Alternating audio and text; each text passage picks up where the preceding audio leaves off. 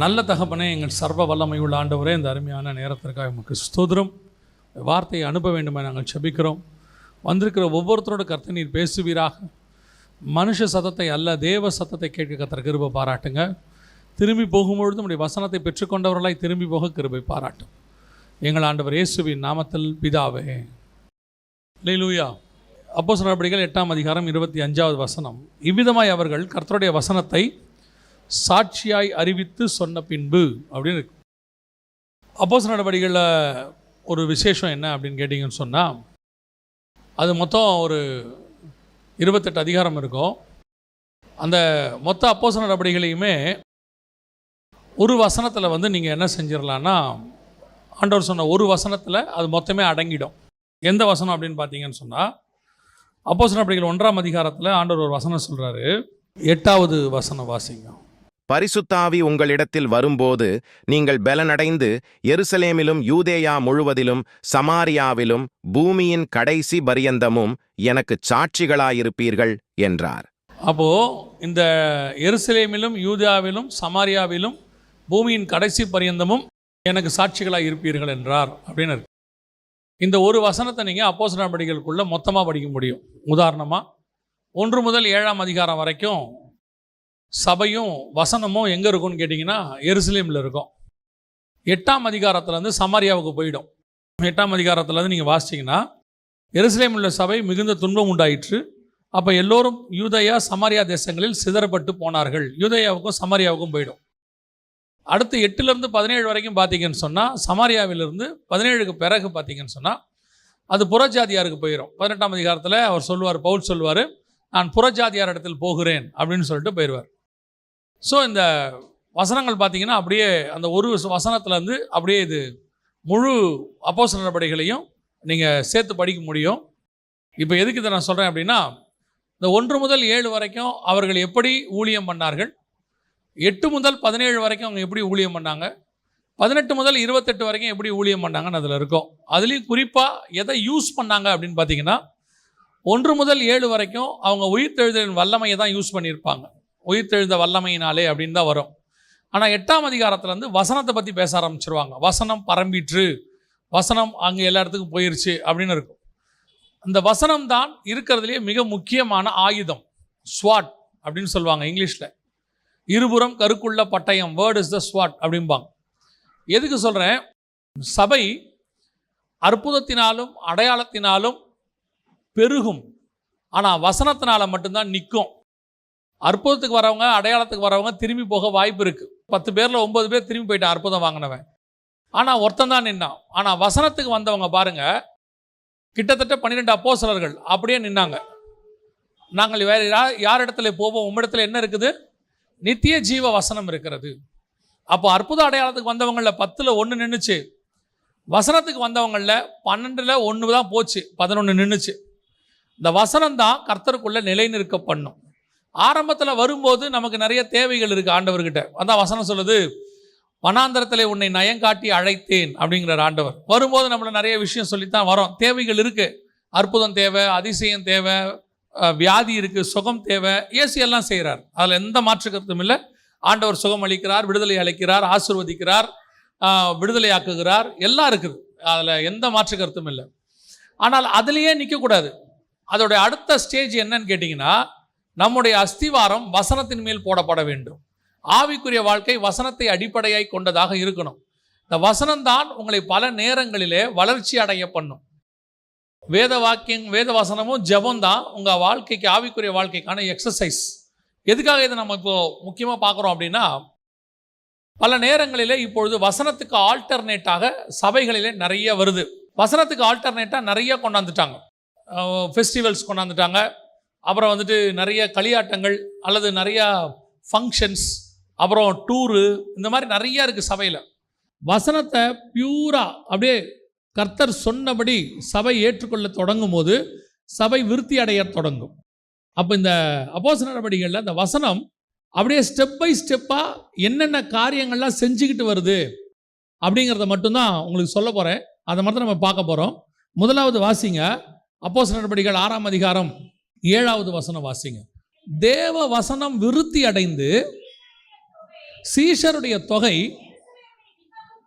எருசலேமில் மிகவும் பெருகிற்று.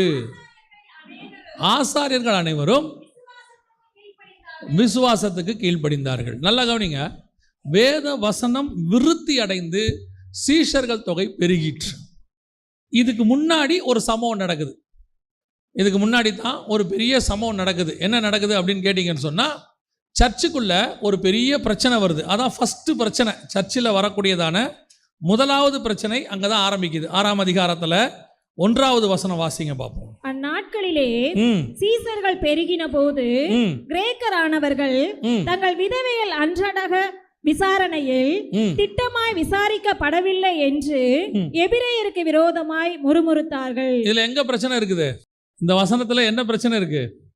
விசாரிக்கப்படலைங்கிறதா என்னது? இப்ப அது பிரச்சனை இல்லை.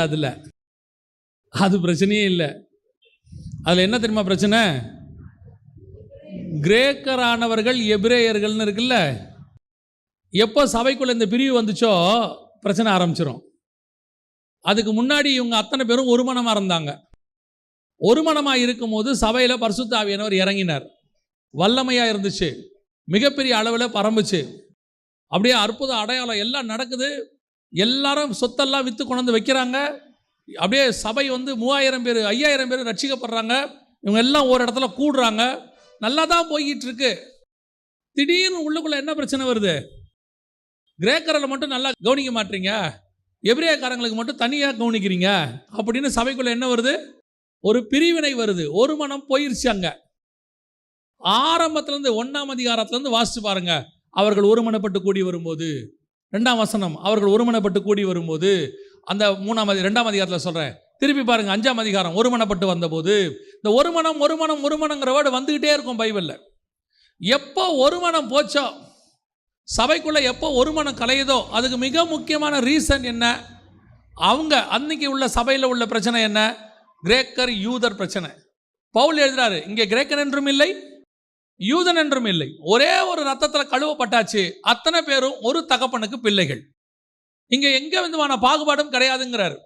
ஆனால் இன்னைக்கு எவ்வளோ பெரிய சபையாக இருக்கட்டும், உள்ளுக்குள்ளே ஒரு புகைச்சல் இருந்துகிட்டே இருக்குது. அவர் யாரு, இவர் யாரு, பாஸ்டர் யாரு, பாஸ்டர் அம்மா யாரு, மேலே வர்ஷிப் நடத்துகிறாரு, இவர் யாராக இருக்கும், அதை தெரிஞ்சுக்கிறதுல ஒரு ஆர்வம்.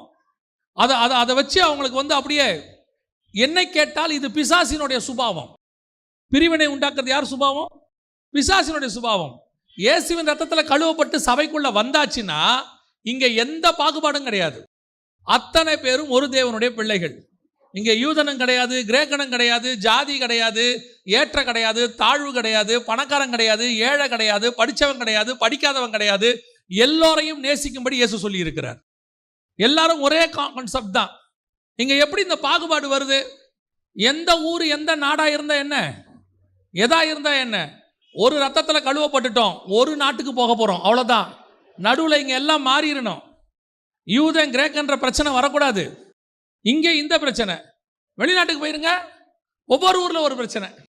எப்போ இயேசுவின் ரத்தத்தில் கழுவப்பட்டுட்டோமோ அதுக்கப்புறம் எந்த பாகுபாடும் இங்கே கிடையவே கிடையாது. யூதனும் கிடையாது, கிரேக்கனும் கிடையாது. இங்கே எல்லாருக்கும் சம உரிமை தான். அத்தனை பேரும் சமமாக தான் பார்க்கப்படுகிறோம். இங்கேருந்து பார்க்குறவங்க நல்லா தான் பார்க்குறோம், கீழே இருக்கிறவங்க தான் வேற மாதிரி பார்க்குறீங்க. என்னவா இருக்கும், ஏதுவாக இருக்கும், நல்லா கவனிச்சுக்கொள்ளுங்க. ஜாதி பார்க்குறவங்க, ஏற்றத்தாழ்வு பார்க்குறவங்க, படித்தம் படிக்காதவங்க பார்க்குறவங்க, நீங்கள் அத்தனை பேருமே நீங்கள் ஒரு மனதின் ஆவி இல்லாததுனால உங்களால் தான் வசனம் விருத்தி அடைய மாட்டேங்குது. அந்த வசனம் இருக்குது பார்த்தீங்களா, 6-7 என்ன சொல்லுது? கரெக்டாக இந்த சம்பவம் முடியும் போது வசனம் சொல்லும். இந்த சம்பவம் முடிஞ்சு அவங்க சரி பண்ணுவாங்க. அதை சபைக்குள்ள ஒரு ஆளை, ஒரு டீமை போட்டு இதையெல்லாம் சரி பண்ணுவாங்க.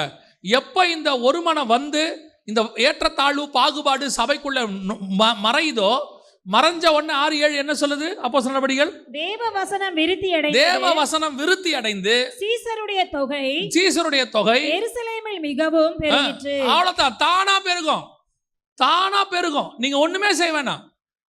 சொல்ற சுவிசேஷம் சொல்லிட்டே இருங்க. சீசருடைய தொகை பெருக போகுது. அதுக்கு முன்னாடி என்ன நடக்கும்? வசனம் விருத்தி அடையும். வசனம் விருத்தி அடையணும்னா என்ன வரணும்? முதல்ல நமக்குள்ள இருக்கிற பாகுபாடு போகணும். இன்னைக்கு சபை விருத்தி அடையாம இருக்கிறதுக்கும் சீஷர்கள் பெருகாம இருக்கிறதுக்கு காரணம் விசுவாசிகளுக்குள்ளேயும் ஊழியர்களுக்குள்ளேயும் இருக்கக்கூடியதான இந்த பாகுபாடு. நான் சொல்றது வெறும் ஜாதி பாகுபாடு இல்லை, எல்லா பாகுபாடும் இருக்கு. பிஸ்னஸ்மேன் பாகுபாடு இருக்கு. பிஸ்னஸ்மேன் வேற மாதிரி உட்காந்துருப்பார், அவர் உட்காரும் போதே தெரியும் அவர் யாருன்னு. படித்தவர் வேற மாதிரி உட்காந்துருப்பாரு, படிக்காதவர் வேற மாதிரி உட்காந்துருப்பாரு. உட்காந்துருக்க தோரணையே சொல்லும். எதுக்கு? இங்கே எந்த பாகுபாடுமே கிடையாது. சபை விருத்தி அடையணும், சீஷர்கள் பெருகணும்னா முதல்ல பாகுபாடு தொலையணும். சபையில் வந்துட்டீங்களா, இங்கே எந்த பாகுபாடும் கிடையாது. யாரை பற்றி பாகுபாடு, எதை பற்றியும் கிடையாது. எதை பற்றி பேசவும் கூடாது, தேவையும் இல்லை. இங்கே அப்படிப்பட்டவர்கள் முதல்ல மாறுங்க. நீங்கள் மாறினாதான் சபை விருத்தி அடையும், வசனம் விருத்தி அடையும், சபை பெருகும். நம்ம இவ்வளோ கஷ்டப்பட்டு ஊழியம் பண்ணிக்கிட்டே இருக்கிறோம், நடுவில் சில அப்படியே உட்காந்துக்கிட்டு சுரண்டிக்கிட்டே இருக்கிறது, வளர விடாமல் ஒரு ஓட்டையை போட்டு ஓட்டை போட்ட மாதிரி. சபைக்குள்ளே யாரையும் நல்லா இருக்கியான்னு கேளுங்க, சாப்பிட்டியான்னு கேளுங்க, உடம்பு சரியில்லையான்னு கேளுங்க. எந்த ஊருன்னு கேட்காதீங்க. புரியுதா உங்களுக்கு? எந்த ஊருன்னு மட்டும் கேட்காதீங்க, யாருன்னு கேட்காதீங்க, கேட்டாலும் சொல்லாதீங்க. சபை இன்னைக்கு வளர்ச்சி அடையணும், வசனம் விருத்தி அடையணும்னா முதலாவது நமக்குள்ள இருக்கிற பாகுபாடு தொலையணும். லாங்குவேஜ் பேரிகார்டு போனோம். எந்த மொழிக்காரரு, எந்த ஊருக்காரரு, அப்புறம் என்ன இனக்காரரு எல்லாம் போனோம். இங்கே யூதனும் இல்லை, கிரேக்கனும் இல்லை, எதுவும் கிடையாது. ஒன்னே ஒன்று தான், ஒரே பிதாவுக்கு நாம் அத்தனை பேரும் பிள்ளைகளாக இருக்கிறோம். அதோட ஸ்டாப் பண்ணிக்கணும். அல்லேலூயா. முதலாவது வசனம் அவர்களுக்குள்ளே விருத்தி அடைந்ததுக்கு காரணம், தங்களுக்குள் இந்த ஒரு மனதை கெடுக்கக்கூடிய காரியங்களை எடுத்து விட்டார்கள். அவர்கள் எல்லாத்தையும் ரிமூவ் பண்ணிட்டாங்க. யாராவது ஏதாவது பாகுபாடு பார்த்தாங்களா, தூக்கிட்டாங்க. நல்லா யோசிச்சு பாருங்க. இந்த பாகுபாடு பார்த்த இன்னொரு அப்போஸ்தலன் இருக்கிறான் பைபிள்ல.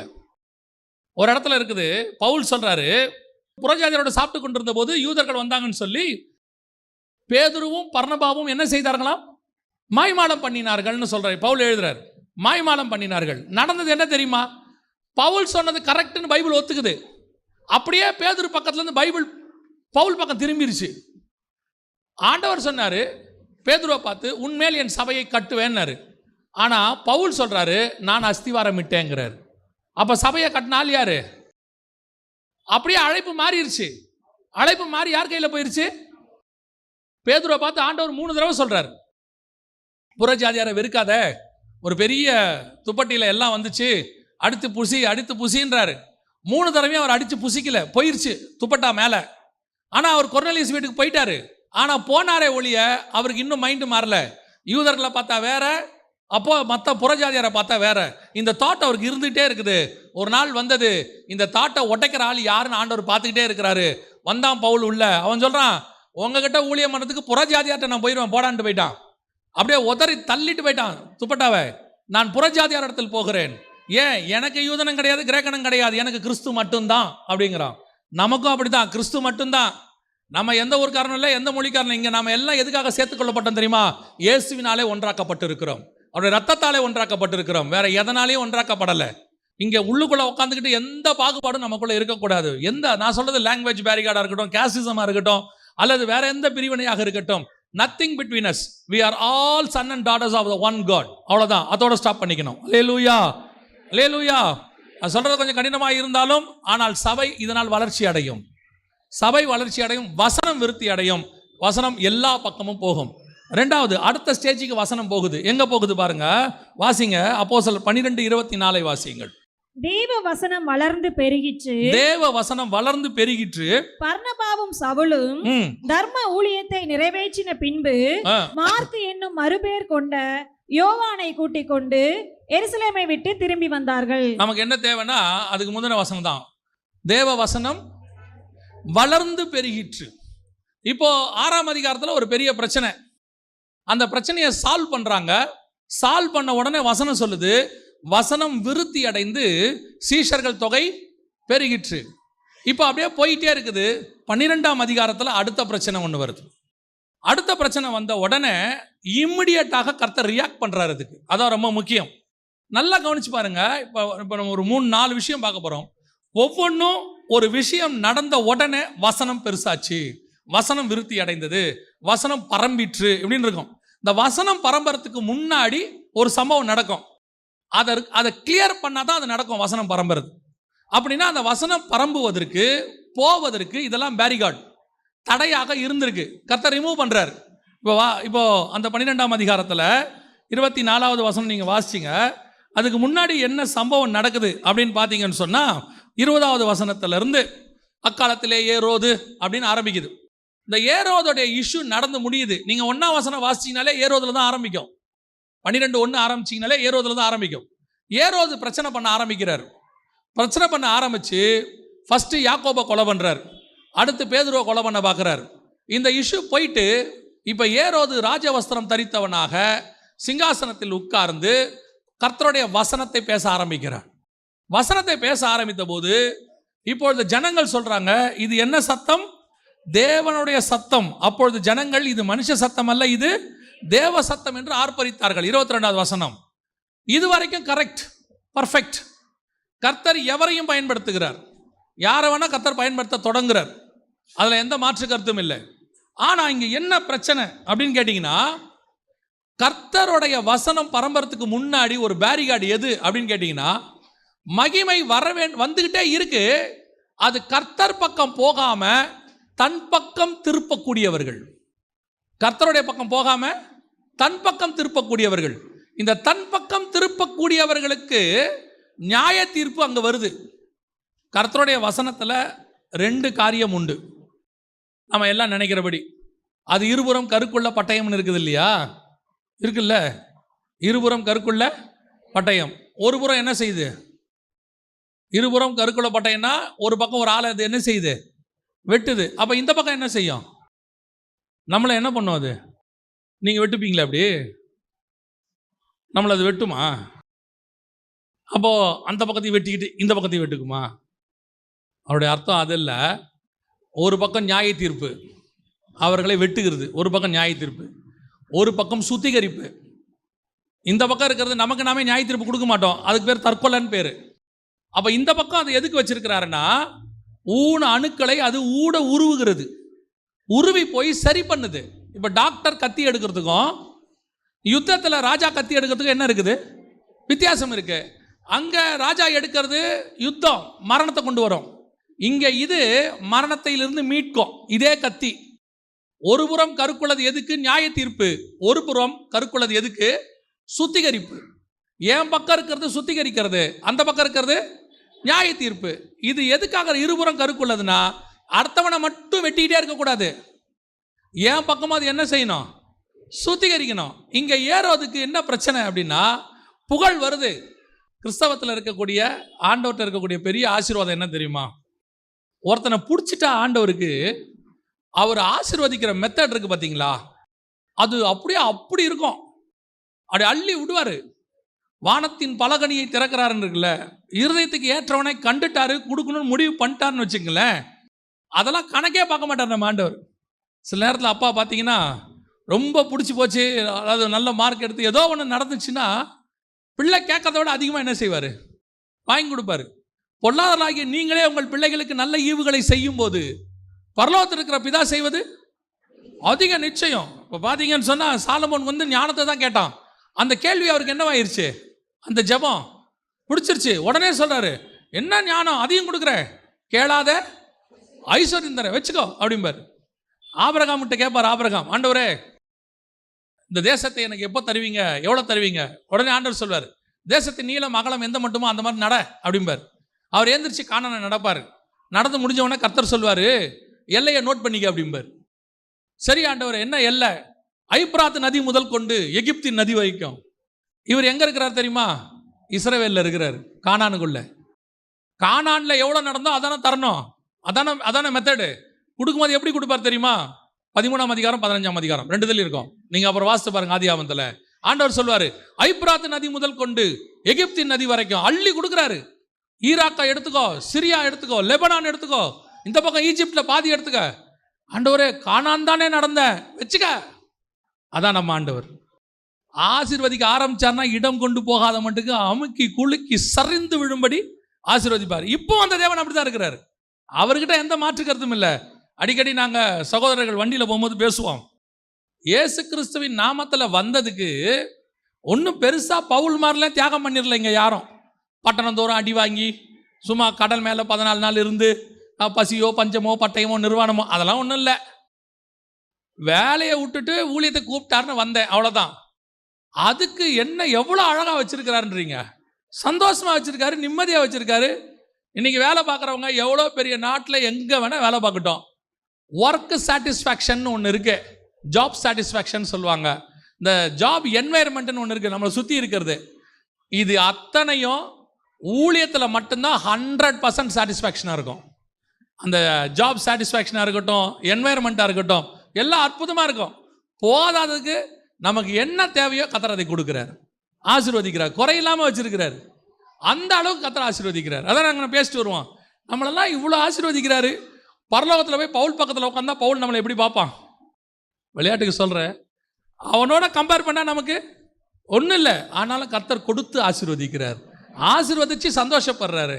சரி, அவன் அன்றைக்கி ரோடு போகிறதுக்கு கஷ்டப்பட்டான், நல்ல ஹைவேஸ் போட்டு வச்சுட்டு போயிருக்காரு பவுல், நம்ம அதுக்கு மேலே வண்டி ஓட்டிக்கிட்டு இருக்கிறோம். எல்லாம் நம்ம ஆளுங்க தான், நம்ம அண்ணங்க போட்டு வச்சுட்டு போனது தான் அப்படிங்கிற மாதிரி தான். அதுக்கு சொல்கிறேன், அந்த அளவுக்கு ஆசீர்வதிக்கிறார். ஆனால் அந்த ஆண்டவர் விரும்புறது ஒன்று என்ன தெரியுமா? இவ்வளவும் கொடுக்குறேன், ஆனால் மகிமையை மட்டும் நான் யாருக்கும் தர மாட்டேன். மகிமை என்னுடையது, அது என் பக்கம் கொடுக்கணும். ஆண்டவர் ஒரு வசதியில் ஆசீர்வதிக்கும் போது இந்த கனம் மகிமை எல்லாம் நம்மளை சுற்றி வரும்போது அதில் தேனை எடுத்து டேஸ்ட் பண்ணுற மாதிரி ஒரு டிராப் கூட நீங்கள் டேஸ்ட் பண்ணிடக்கூடாது, மண்டையில் கொஞ்சம் கூட ஏறக்கூடாது. யாராவது வந்து சொல்லுவாங்க நல்லா பிரசங்கம் பண்ணுறீங்கன்னு, கர்த்தருடைய கிருபைன்னு ஓடி போயிடணும். நல்லா கவனிங்க, நமக்கு நல்ல குரல் இப்போ இருக்கே, இது தகர டப்பா மாதிரி மாறத்துக்கு 10 நிமிஷம் ஆகாது. நான் சொல்கிறேன் உங்களுக்கு, கரகரகரன்னு மாறத்துக்கு 10 நிமிஷம் ஆகாது. அந்த நேரத்தில் எவனாவது ஒருத்தன் வந்து அண்ணாச்சி பழத்தையும் ஐஸ்கிரீமையும் கொடுத்துட்டு போனான்னா கதை முடிஞ்சு, வேலை முடிஞ்சு. இதான் சொல்கிறேன், நம்ம சாப்பிட்ற சாப்பாட்டுக்கும் நம்ம ஊரில் இருக்கிற கிளைமேட்டுக்கும் வெளியே இருக்கிற டஸ்ட்டுக்கும் நாமெல்லாம் இன்னும் நல்ல குரலோடு இருக்கிறோம்னா அது பியூர் கர்த்தருடைய கிருபை மட்டும். நிஜமாதான். இவ்வளத்தையும் தாண்டி நம்மளை பத்திரமா குரலை பார்த்துருக்கிறாரு, பேச்சை பார்த்துருக்கிறாரு, எல்லாத்தையும் வச்சிருக்கிறாரு. இதில் 1% கன மகிமை கூட நமக்குரியது அல்ல, 100% தேவனுக்குரியது. எப்போ நீங்கள் தேவனுக்கு கொடுத்துக்கிட்டே இருக்கிறீங்களோ கன மகிமையை, இந்த வசனம் நடக்கும். வாசிங்க 12:24. தேவ வசனம் வளர்ந்து பெருகிச்சு. வளர்ந்து பெருகிக்கிட்டே இருக்கும். கர்த்தரை உயர்த்த உயர்த்த, ஏன்னா கர்த்தர் தான் வசனம். கர்த்தருக்கு மகிமை கொடுக்க கொடுக்க கொடுக்க கொடுக்க 1% கூட நீங்கள் எடுக்காதீங்க, 1% கூட எடுக்காதீங்க, எந்த பர்சன்ட் எடுக்காதீங்க. எல்லாமே கர்த்தருக்கு தான். பேசுறது, இப்போ பேசுறது கர்த்தருடைய கிருபையில் பேசிகிட்டு இருக்கிறோம். நான் என்ன நினைப்பேன் தெரியுமா? ஆண்டவர் பேசுகிற வேலையை கொடுத்துருக்கிறார். கிட்டத்தட்ட எனக்கு தெரிஞ்சு 19 வருஷமாக இதை செஞ்சிட்ருக்கிறோம். இந்த பேசுகிற வேலையை இந்த ஒரு 19 வருஷமாக செஞ்சிட்ருக்கிறோம் ஊழியத்தை. இதில் நான் பேச முடியாமல் மீட்டிங் கேன்சல் ஆனதுன்னு ஒன்று கூட கிடையாது இது வரைக்கும். ஃபீவர் வந்துச்சு, தொண்டை பிடிச்சிச்சு, பேச முடியல, தொண்டை கரகரப்பாயிருச்சு, இல்லை தொண்டை கட்டிக்குச்சு, இப்படிலாம் சொல்கிறாங்கல்ல, அப்படி இது வரைக்கும் கர்த்தருடைய கிருபையினால் சொல்கிற ஒரு மீட்டிங் கூட கேன்சல் ஆனதே கிடையாது. கொரோனாவில் கேன்சல் ஆச்சு, அது வேறு விஷயம். எதுக்கு சொல்கிறேன் தெரியுமா? கிட்டத்தட்ட 19 வருஷமாக ஏறக்குறைய எல்லா வாரமும் எங்கேயோ ஒரு இடத்துல பேசுகிறோம், நடுவுலையும் பேசுகிறோம். இவ்வளவும் பேசுவதற்கு பரலோகம் கிருபை பாராட்டி இருக்கிறது, நான் அல்ல. ஏன்னா இவ்வளோ பேச முடியாது திடீர்னு நடுவில். ஏன்னா ஒவ்வொரு ஊருக்கு போகிறோம், ஒவ்வொரு ஊர் தண்ணியை குடிக்கிறோம், அந்தந்த ஊரில் தண்ணியில் குளிக்கிறோம், அங்கே கொடுக்குற சாப்பாடை சாப்பிட்றோம். யூகேக்கு போனால் அங்கே 1 டிகிரி 2 டிகிரி செல்சியஸு, கனடாவுக்கு போனால் 10 டிகிரி, நார்வேக்கு போனால் 0 டிகிரி, அப்படியே சவுதி அரேபியாவுக்கு கூப்பிடுவாங்க 42 இருக்கும், உச்ச சூடு. இங்கே பயங்கர குளிர், அங்கே இருக்கும். இப்படி எல்லா கிளைமேட்டு, எல்லா சாப்பாடு. ஸ்ரீலங்காவுக்கு போனோம்னா காரத்தினுடைய உச்சம். இந்த பக்கம் போனோம்னா காரம் உப்புனா என்னன்னே தெரியாது, ஐரோப்பா பக்கம். அதையும் சாப்பிட்றோம், இதையும் சாப்பிட்றோம், எல்லாமே சாப்பிட்றோம். சிலர்லாம் சொல்லுவாங்க பார்க்கும்போது, எனக்கு எங்கள் வீட்டை தவிர வேறு எங்கே பார்த்தாலும் தூக்கம் வராதும்பா. சிலர் சொல்லுவாங்க பார்த்துருக்கீங்களா? நமக்கு எங்கே பார்த்தாலும் வரும், ட்ரெயின்லேயும் வரும், ஃப்ளைட்லேயும் வரும், வண்டியிலையும் வரும், வீட்லேயும் வரும். கிருபைதான் சொல்கிறேன் நான். ஏன் தெரியுமா?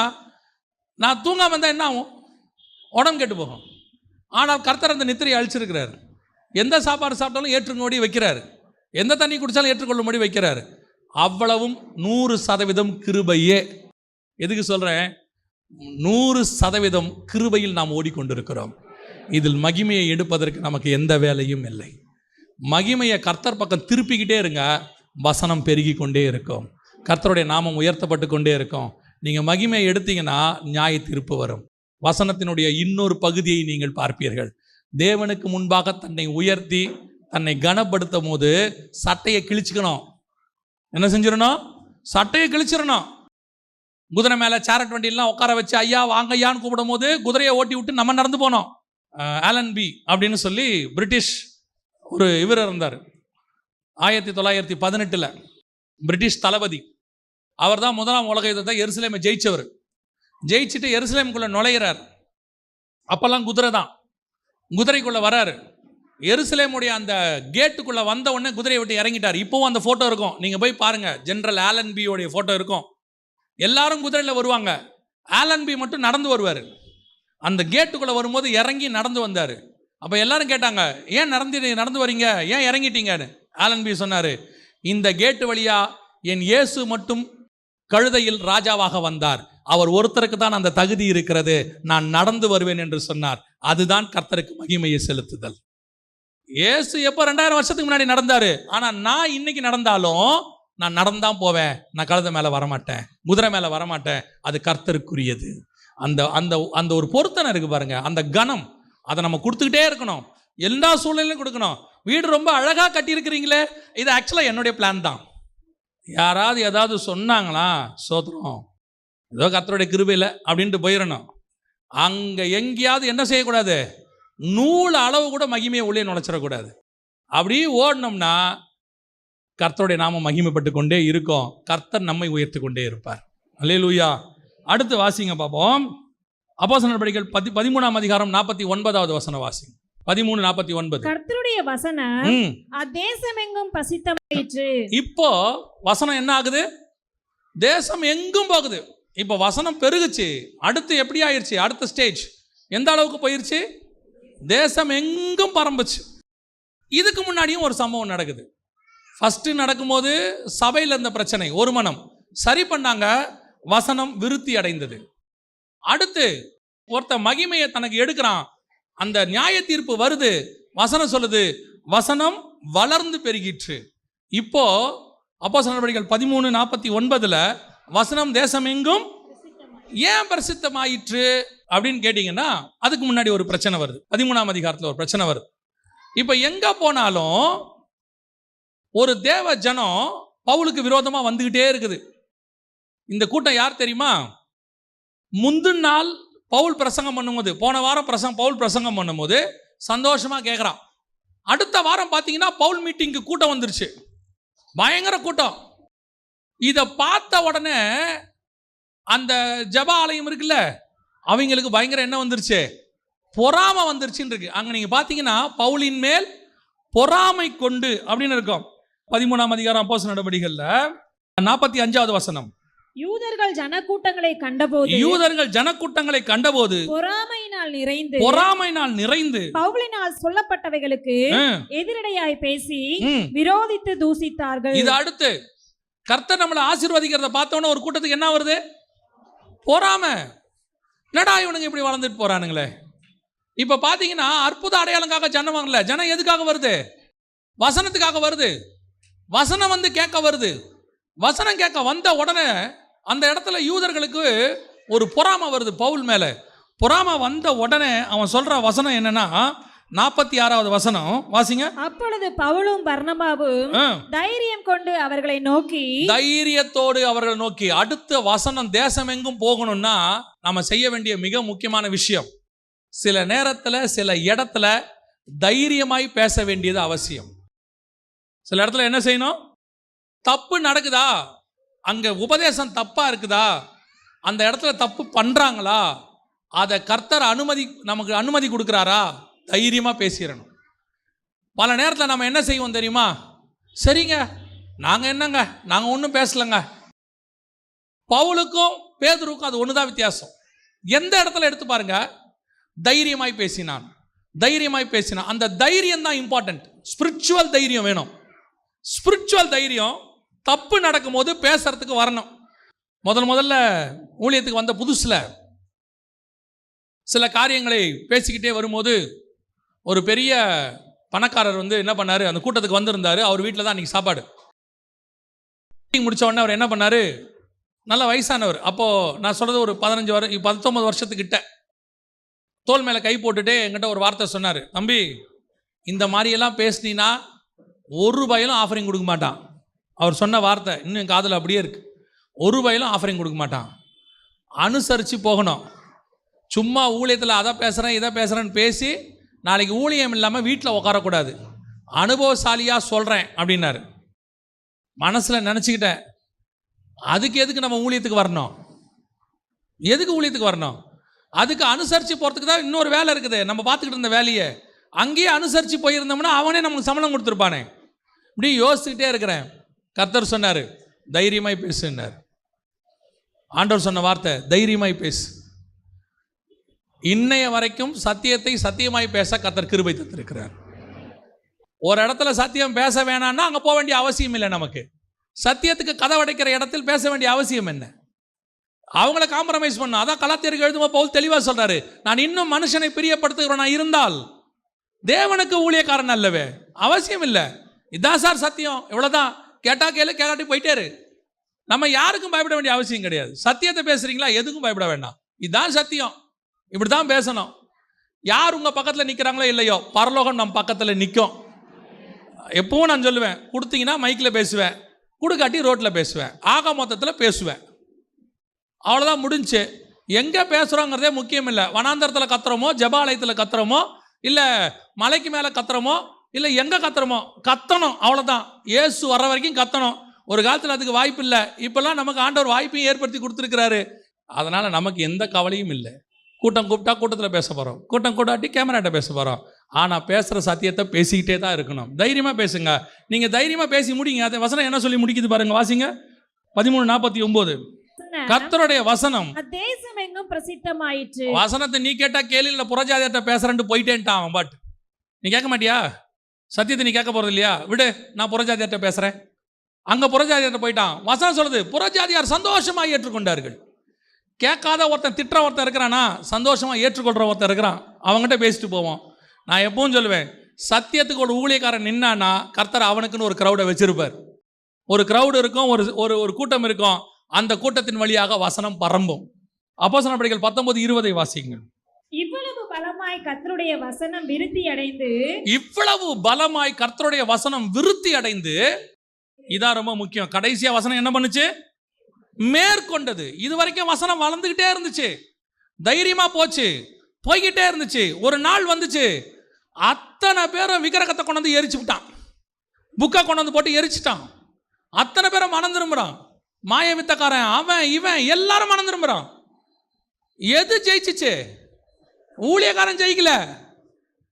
யார் ஜெயிச்சா? வசனம் ஜெயிச்சிச்சு. அதுதான் வசனத்தினுடைய வல்லமை. வசனம் தான் கடைசியா ஜெயிக்கும். வசனத்தை ஜெயிக்கிற வல்லமை உலகத்தில் இதுவரைக்கும் யார் கையிலையும் கர்த்தர் கொடுக்கவே கிடையாது. பேசுறதுக்கு ஊழியக்காரன் பேசினானா ஊழியக்காரனுக்கு ஆசீர்வாதம். வசனத்தை ஒழுங்கா பேசினா ஊழியக்காரனுக்கு ஆசீர்வாதம். இல்லைன்னா அந்த வசனம் தான் செய்ய நினைக்கிறதை செய்து முடிச்சு விட்டு தான் திரும்பும். வசனத்துக்கு அப்படி ஒரு வல்லமை உண்டு. அது மேற்கொள்ளும். எதை மேற்கொள்ளும்? 50,000 வெள்ளியாமா. யோசித்து பாருங்க, அங்க வசனம் அப்படித்தானே இருக்குது. மாய வித்தைக்காரராயிருந்தவர்களில் அநேகர் தங்கள் புஸ்தகங்களை கொண்டு வந்து எல்லாருக்கு முன்பாகச் சுட்டெரித்தார்கள்.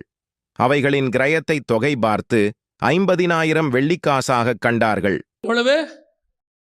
50,000 காசு இல்லை, வெள்ளி காசு. 5,000 பேருக்கு சாப்பாடு போறதுக்கு எவ்வளோ கேட்டாங்க? எவ்வளோ ஆகும்னு சொன்னாங்க? 200 பணம். 200 பணம். 5,000 பேருக்கு சாப்பாடு போறதுக்கு 200 பணம் போதும். அப்போ 50,000னா எவ்வளோ பேருக்கு சாப்பாடு போடலாம்? அந்த பணத்தை இன்னைக்கு கணக்கு பண்ணி பாருங்க. இன்னைக்கு வெறும் 50,000 வெள்ளி காசுங்கிறதே பெருசுதான். இன்னைக்கே 50,000ங்கிறது பெருசுதான். 2000 வருஷத்துக்கு முன்னாடி 50,000 போடுங்க, எத்தனை ஆயிரம் கோடினே வராது நமக்கு. அத்தனை ஆயிரம் கோடியை கொண்டு வந்து எரிச்சு விட்டான். எரிக்க வச்சது வசனம். எரிக்க வச்சது வசனம். அந்த வசனத்தை தான் கர்த்தர் உங்க வாயிலையும் என் வாயிலையும் கொடுத்துருக்கிறார். நீ தைரியமா எடுத்து யூஸ் பண்ணணும். ஒரு நாள் இந்த வசனம் எல்லாவற்றையும் மேற்கொள்ளும். ரட்சிக்கப்படாதவனை மேற்கொள்ளும், ராஜாக்களை மேற்கொள்ளும், அதிகாரிகளை மேற்கொள்ளும், விக்கிரகாராதனைக்காரனை மேற்கொள்ளும், எப்பேற்பட்டவனையும் இந்த வசனம் மேற்கொள்ளும். அதுதான் வசனத்தினுடைய பவர். இதை ஒழிக்கவோ அழிக்கவோ ஒரு ராஜாங்கமும் இல்லை, ஒரு ராஜாவும் இல்லை, ஒரு ராஜகுமாரத்தையும் இல்லை. இது மேற்கொண்டு தைரியமாய் உட்கார்ந்திருக்கிறது. அந்த வசனத்தை தான் கர்த்தர் உங்க கையிலும் என் கையிலும் கொடுத்திருக்கிறாரு. எப்படி ஒரு ஜெட் பிரிவு பாதுகாப்பு இருந்தா அந்த வரவருக்கு எவ்வளோ ஒரு தைரியம் இருக்கும். இவ்வளோ ஒரு பாதுகாப்பு இருக்குது, நம்ம தைரியமாக போகலாம். நல்ல ஒரு காஸ்ட்லியான குண்டு தொலைக்காத பென்ஸ் கார்க்குள்ளே உக்காந்தா உங்களுக்கு எவ்வளோ தைரியம் இருக்கும். எவன் சுட்டாலும் ஒன்றும் ஆகாது. ஏர்ஃபோர்ஸ் 1ல் போய் அமெரிக்க ஜனாதிபதி மேலே உட்காந்துக்கிட்டாருன்னா அவருக்கு ஒரு தைரியம் இருக்கும், யாரும் எதுவும் செய்ய முடியாது. கேம்ப் டேவிட்ல போயிட்டு ஜனாதிபதிகள்லாம் உட்காந்துப்பாங்க, மறைவா உட்காந்துக்கிட்டா கண்டுபிடிக்க முடியாது எங்கே இருக்கிறாங்கன்னு. அப்படி உட்காந்துக்கிட்டா அவங்களுக்கு ஒரு தைரியம் இருக்கும். இத்தனை பேருக்கு இருக்கிற தைரியத்தை விட உன் கையில் பைபிள் இருந்தால் போதும், அது எல்லாத்த விட தைரியத்தை கர்த்தர் இது கொடுப்பார். ஏன் தெரியுமா? அவன்லாம் சாவுக்கு பயந்து போய் உட்கார்றவன், இது செத்தவனையே உயிரோடு கூட எழுப்புற பைபிள். இதுக்கு இருக்கிற வல்லமை வேற, இது மகத்துவமே வேற. அத்தனை பேரும் பென்ஸ் கார்ல உட்கார்ந்தாலும் சரி, ஏர்ஃபோர்ஸ் 1ல உட்கார்ந்தாலும் சரி, கேம்ப் டேவிடுக்குள்ள போய் மறைஞ்சுக்கிட்டாலும் சரி, அத்தனை பேரும் உயிரை காப்பாத்துறதுக்கு போய் மறைகிறான். இது உயிர் போனாலும் உயிரோடு கூட எழுப்பக்கூடிய வல்லமை இது கையில இருக்கிறதுனால நீ நானும் தான் எல்லாரை விட தைரியமா இருக்கணும். அந்த வல்லமையை கர்த்தர் நம் கையில் கொடுத்து வச்சிருக்கிறார். தைரியமா பேசணும், வசனம் விருத்தி அடையணும், வசனம் மேற்கொள்ளும், அதை கர்த்தர் நம்மை கொண்டு செய்யணும். அதான் ஆசீர்வாதம். நம்மை கொண்டு செய்யல, நம்ம பயந்துட்டோம், வசனத்தை காம்ப்ரமைஸ் பண்ணிட்டோம், யாருக்காகவாவது கொஞ்சம் கூனி குறிக்கி போயிட்டோம், இல்லை அவங்களுக்காக அந்த வசனத்தை கொஞ்சம் மாற்றிட்டோம்னா பரலோகம் உங்களை குப்பை மாதிரி உரம் தள்ளிடும். பரலோகத்துக்கு நீங்கள் தேவைப்பட மாட்டீங்க. பரலோகத்துக்கு யார் தேவை தெரியுமா? தைரியமாய் பேசக்கூடிய ஒரு ஆள் தேவை, சொல்லக்கூடிய ஒரு ஆள் தேவை. தப்புனா தப்பு, அவ்வளோதான். நம்மகிட்ட தப்பு சொன்னாலும் திருத்திக்கணும், அது வேற விஷயம். நம்மகிட்ட ஒரு தப்பு இருக்குது, ஓகே ரைட் ஃபைன், இங்கே யாரும் பர்ஃபெக்ட் கிடையாது, திருத்திக்க போகிறோம். ஆனால் கையில் வசனம் என்கிற பட்டயம் இருக்கணும். அந்த பட்டயம் இருந்துச்சுன்னா வசனம் விருத்தி அடையும், அது ஒரு நாள் மேற்கொள்ளும். கர்த்தர் அதை நம்மை கொண்டு செய்ய வல்லமை உள்ளவராக இருக்கிறார். அல்லேலூயா. நம்ம ஜெபம் பண்ண போகிறோம். ஏந்திரிக்கலாமா? நம்ம எல்லாரும் ஆண்டவர்கிட்ட கேளுங்க, ஆண்டவரே என் கையில் இருக்கிற பட்டயம் ஷார்ப்பாக இருக்கணும்னு கேளுங்க. வசனம் இருபுறம் கருக்குள்ளது.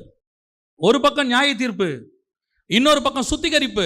அது என்னை சுத்திகரிக்கும், கிளீன் பண்ணும். அதுக்கு தான் இந்த பக்கம். இந்த பக்கம் நியாய தீர்ப்பு இல்லை, இந்த பக்கம் சுத்திகரிப்பு. என்னை கிழிக்கும், ஊன் அணுக்களுக்குள்ளே அது பாய்ஞ்சு கிளீன் பண்ணும். ஆண்டவர்கிட்ட கேளுங்க, ஆண்டவரே எனக்கு ஷார்ப்பாக இருக்கணும் ஆண்டவரே. அந்த பக்கம் அடுத்தவனை நியாயம் தீர்க்கிறதுக்கு அது ஷார்ப்பாக இருக்குது, இந்த பக்கம் என்னை சுத்திகரிக்கிறதுக்கு அது ஷார்ப்பாக இருக்கணும். என் கையில் இருக்கிற பட்டயம் எப்பவுமே ஷார்ப்பாக இருக்கணும் ஆண்டவரே. யாருக்காகவும் அது மங்கக்கூடாது, யாருக்காகவும் விட்டு கொடுக்கக்கூடாது, யாருக்காகவும் வசனத்தை வளைக்கக்கூடாது, யாருக்காகவும் வசனத்தை மறைக்கக்கூடாது. இதுதான் வசனம், இப்படித்தான் பேசுவோம், இப்படித்தான் ஆண்டவர் சொல்லி இருக்கிறாரு. இயேசுவுக்கு பேர் என்ன தெரியுமா? முகதாட்சண்யம் இல்லாதவராய் நீர் பேசுகிறீர். இயேசுவுக்கு பேர் நீர் தைரியமாய் பேசுகிறீர். பவுலுக்கு பேரு அவன் தைரியமாய் பிரசங்கித்தான். பேதுருக்கு வசனம் சொல்லுது, அவன் எழுந்து நின்று தைரியமாய் பிரசங்கித்தான். அதுதான் கர்த்தர் எக்ஸ்பெக்ட் பண்றாரு, ஸ்பிரிச்சுவல் தைரியம். சத்தியத்தை சத்தியமா போதிக்கிற ஒரு கூட்டத்தை கர்த்தர் எதிர்பார்க்கிறார். அந்த கூட்டத்தில் நீங்க இருப்பீங்கன்னா கர்த்தர் எடுத்து உங்களை பயன்படுத்துவார். அந்த கூட்டத்தில் நம்ம சபையை எடுத்து கர்த்தர் பயன்படுத்துவார். அது சத்தியத்துக்கான சபைன்னு சொல்லுவார் ஆண்டவர். தெசலோனிக்கரை பார்க்கிலும் பெராயா பட்டணத்தாரை பார்க்கிலும் நாம் அந்த இடத்துக்கு வரணும். ஆண்டவர் நம்மளையும் சாட்சியா சொல்லணும். தெசலோனிக்கரை போல பெராயா பட்டணத்தாரை போல இந்த சபையும் வசனத்தில் ஸ்ட்ராங்கான சபைன்னு சொல்லணும். அது அந்த பேர் தான் நிச்சயமான பேர். அந்த சபைக்கு 50,000 பேர் வராங்க, பெரிய சர்ச்சு, அது முக்கியமான பேரே இல்லைங்க. அந்த சர்ச்சுக்கு வரவங்களாம் காரில் வருவாங்க, அது முக்கியம் இல்லைங்க.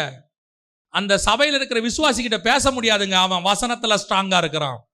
கள்ளோபதேசக்காரன் சபையை பார்த்து பயப்படணும்.